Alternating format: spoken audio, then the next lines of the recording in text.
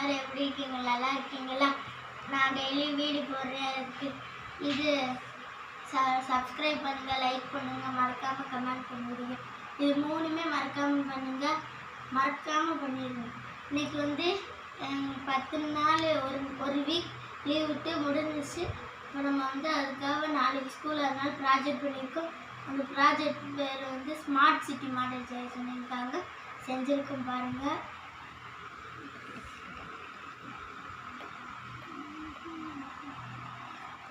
நல்லா இருக்கா? இது ஹோட்டல், டீ ஷாப்பு, இது ஹாஸ்பிட்டல், இது ஒரு வீடு, இது ஒரு அப்பார்ட்மெண்ட் மாதிரி பார்த்தீங்கன்னா. இது பார்க்கு, சீசா இருக்கா. இது இப்படி யார் இருக்குது, இது சர்க்கிள். இது